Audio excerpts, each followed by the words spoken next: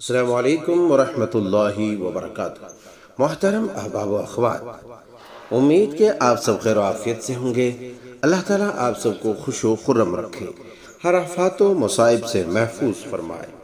تاریخ اسلام بڑے بڑے جرنیلوں، شہسواروں، مجاہدوں، سالاروں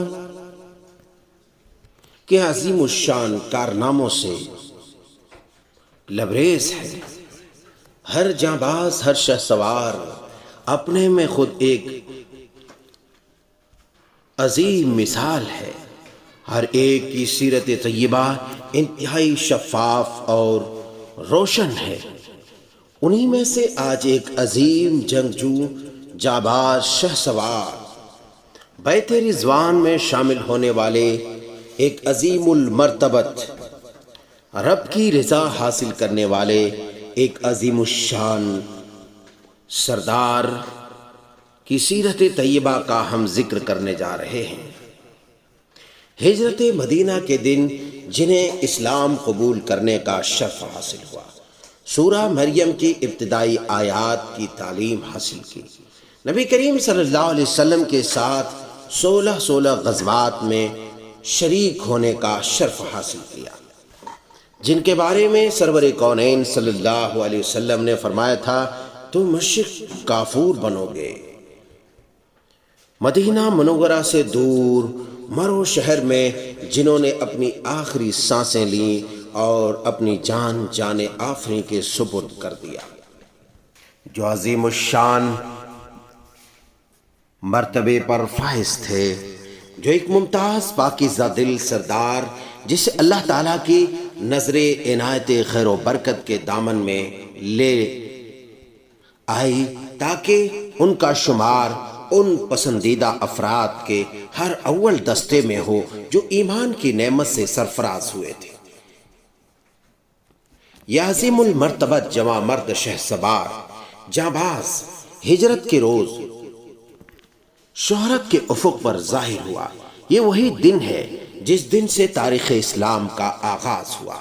اسی دن سے امت محمدیہ کے مصائب و آلام، مشکلات و ناگفتہ بھی حالات اور اہم ترین معاملات کی ابتدا ہوئی۔ اس عظیم المرتبہ شیر دل بہادر کا ستارہ ہجرت کے عظیم دن میں ہی طلوع ہوا تھا۔ انہوں نے ہجرت کے سال اسلام قبول کیا جب رسول گرامی صلی اللہ علیہ وسلم ہجرت اختیار کر کے مدینہ منورہ روانہ ہوئے۔ یہ عظیم المرتبہ انسان اپنی قوم میں کوئی اجنبی نہ تھا، یہ اپنی قوم کا سردار، قوم کے سب افراد ان کے تابع فرمان تھے۔ یہ رسول گرامی صلی اللہ علیہ وسلم اور حضرت ابو بکر صدیق رضی اللہ تعالی عنہ کی تلاش میں نکل پڑے تاکہ وہ اس بڑے انعام کو حاصل کر سکے جس کا قریش نے اعلان کر رکھا تھا۔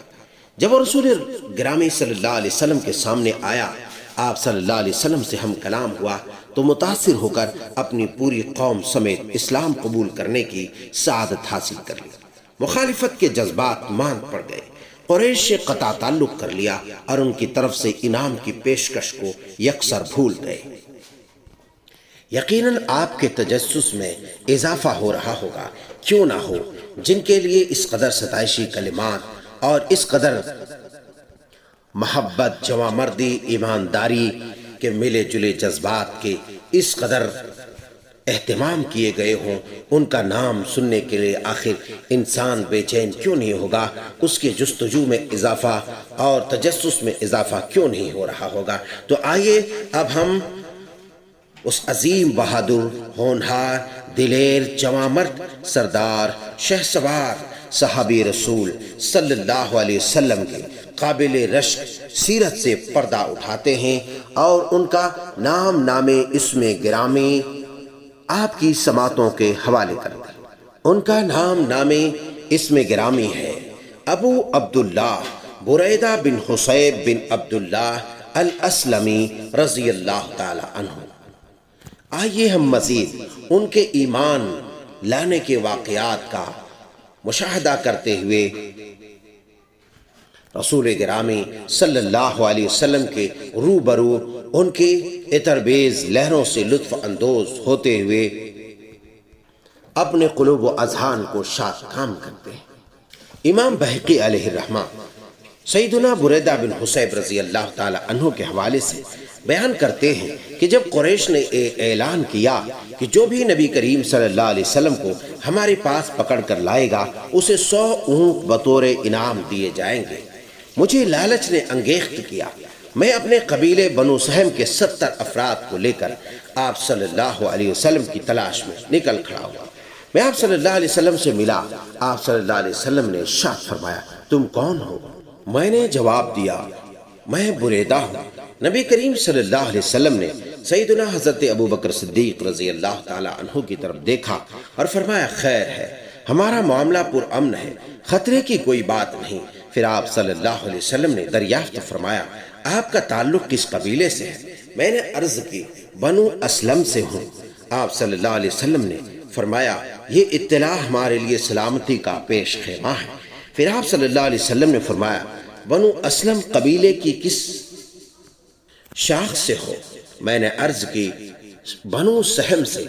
آپ صلی اللہ علیہ وسلم نے یہ سن کر ارشاد فرمایا، اے ابو بکر صدیق، تیرا حصہ برآمد ہوا۔ بریدہ نے نبی کریم صلی اللہ علیہ وسلم سے دریافت کیا، آپ صلی اللہ علیہ وسلم کون ہیں؟ آپ صلی اللہ علیہ وسلم نے ارشاد فرمایا، میں محمد بن عبداللہ، اللہ کا رسول ہوں صلی اللہ علیہ وسلم۔ آپ صلی اللہ علیہ وسلم نے کچھ اس انداز سے اپنی زبان مبارک سے یہ بات کہی کہ بریدہ کے دل میں اتر گئی۔ انہوں نے اسی وقت اسلام قبول کر لیا۔ یہ منظر دیکھ کر ان کے تمام ساتھی بھی مسلمان ہو گئے۔ سیدنا حضرت بریدہ رضی اللہ تعالی عنہ فرمانے لگے، الحمدللہ، بنو سہم نے خوش دلی سے اسلام قبول کیا ہے، کسی مجبوری کے بنا پر نہیں۔ جب صبح ہوئی تو بریدہ رضی اللہ تعالی عنہ نے عرض کی، یا رسول اللہ صلی اللہ علیہ وسلم، آپ مدینہ منورہ جھنڈا لہراتے ہوئے داخل ہوں گے۔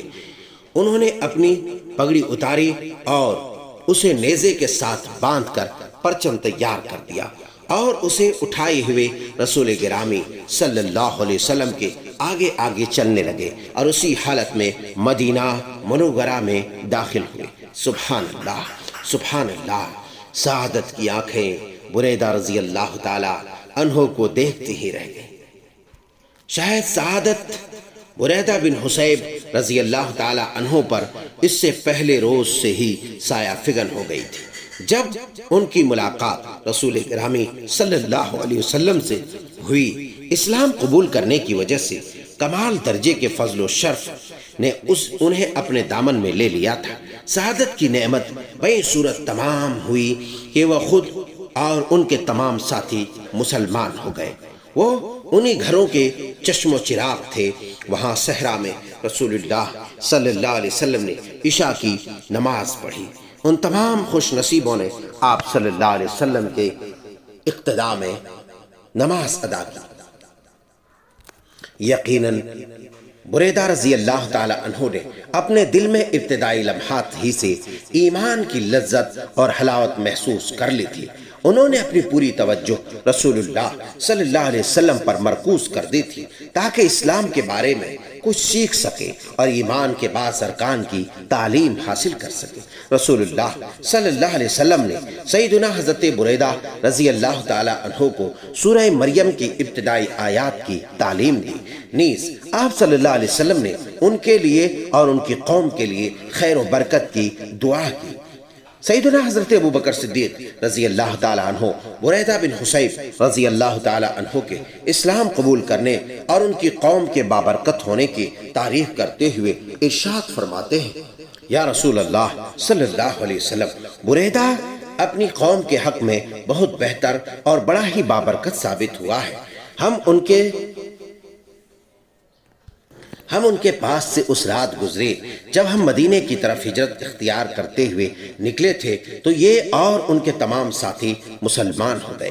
رسول اللہ صلی اللہ علیہ وسلم نے ارشاد فرمایا، بریدہ رسول اللہ صلی اللہ علیہ وسلم نے ارشاد فرمایا، بریدہ اپنی قوم کے حق میں بہت بہتر ہے۔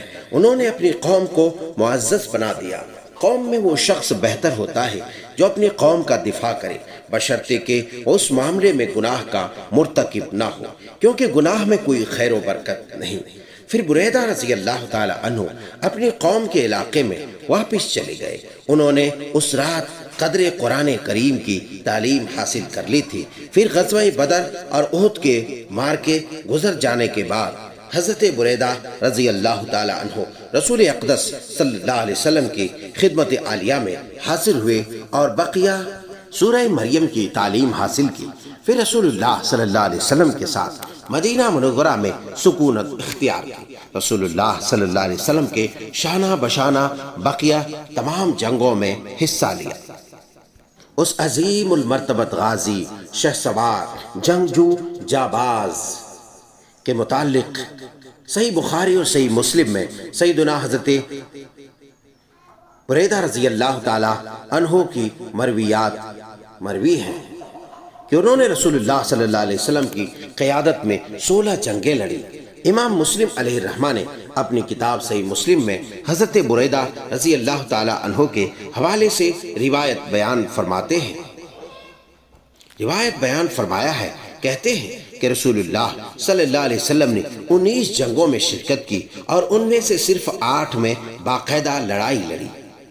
امام بخاری اور امام مسلم علیہ الرحمہ نے اپنی اپنی صحیح کتاب میں ابو اسحاق السبیعی علیہ الرحمہ کے حوالے سے روایت کیا ہے، فرماتے ہیں کہ میں حضرت زید بن ارقم کے پہلو میں تھا۔ میں نے ان سے دریافت کیا کہ نبی کریم صلی اللہ علیہ وسلم نے کتنی جنگوں میں حصہ لیا؟ انہوں نے بتایا 19 جنگوں میں۔ میں نے کہا آپ رضی اللہ تعالی عنہ نے نبی کریم صلی اللہ علیہ وسلم کے ساتھ کتنی جنگوں میں شرکت کی؟ فرمایا 17 جنگوں میں۔ میں نے پوچھا ان میں پہلی کون سی تھی؟ انہوں نے کہا جنگ العشیرہ یا کہا العسیرہ۔ میں نے اس کا تذکرہ قتادہ سے کیا تو انہوں نے اس جنگ کا نام العشیرہ بتایا، یعنی شین کے ساتھ۔ سیدنا حضرت بریدہ رضی اللہ تعالی عنہ رسول اللہ صلی اللہ علیہ وسلم کے ساتھ تھے۔ جب آپ نے غزوہ مریسی میں حصہ لیا تو سیدنا حضرت بریدہ رضی اللہ تعالی عنہ کی بنو مستلق کے سردار کے ساتھ نرالی شان تھی۔ جب اللہ تعالیٰ نے غزوہ مریسی میں مسلمانوں کو فتح عطا کی تو رسول اللہ صلی اللہ علیہ وسلم نے مریسی کی قیدیوں کے بارے میں حکم دیا کہ بنو مستلق کے مشقیں باندھ کر ایک کونے میں لگا دیا جائے اور حضرت بریدہ بن حصیب رضی اللہ تعالی عنہ کو ان پر نگراں مقرر کیا گیا۔ اس روز رسول اللہ صلی اللہ علیہ وسلم نے بنو مستلق کے سردار کی بیٹی سیدہ جویریہ بنت حارث رضی اللہ تعالی عنہا سے نکاح کیا۔ اس شادی کی وجہ سے بنو مستلق کے 100 قیدی رہا کر دیے گئے۔ انہوں نے اسلام قبول کر لیا۔ یہ رسول اللہ صلی اللہ علیہ وسلم کے سسرالی رشتہ کہلائے۔ صلح حدیبیہ کے روز سیدنا حضرت بریدہ بن حصیب رضی اللہ تعالی عنہ ان لوگوں میں سے تھے جنہوں نے اس میں شرکت کی سعادت حاصل کی اور درخت کے نیچے بیعت رضوان کرنے کا اعزاز حاصل کیا اور بیعت کرنے والوں کے ساتھ اللہ کی رضا حاصل کی، جیسے کہ اللہ سبحانہ تعالیٰ نے کا ارشاد ہے۔ اعوذ باللہ من الشیطان الرجیم لقد رضي الله عن المؤمنين إذ يبايعونك تحت الشجرة فعلم ما في قلوبهم فأنزل السكينة عليهم وأثابهم فتحا قريبا۔ سورة الفتح آیت 18۔ بس جب اللہ راضی ہوا ایمان والوں سے جب وہ تم سے بیعت کر رہے تھے درخت کے نیچے، اللہ نے ان کے دلوں کا حال جان لیا تو اللہ نے ان پر طمانینت اتاری اور ان کو ایک عنقریب ظاہر ہونے والی فتح سے نوازا۔ جنگی تاریخ کے میدان میں ہم بریدہ رضی اللہ تعالی عنہ کو ان افراد کے شانہ بشانہ دیکھتے ہیں جو سن 7 ہجری کو سرور کونین حبیب کبریا جناب محمد رسول اللہ صلی اللہ علیہ وسلم کے ساتھ غزوہ خیبر میں شریک ہوئے اور انہوں نے قابل تعریف اور نہایت ہی عمدہ و مبارک کارنامہ سر انجام دیا۔ محترم سامعین، آپ سماعت فرما رہے تھے سیدنا حضرت بریدہ بن حصیب رضی اللہ تعالی عنہ کی سیرت طیبہ کی پہلی قسط۔ امید کہ یہ تابناک اور روشن باب آپ کو بڑا ہی دلچسپ اور سرور آمیز لگا ہوگا۔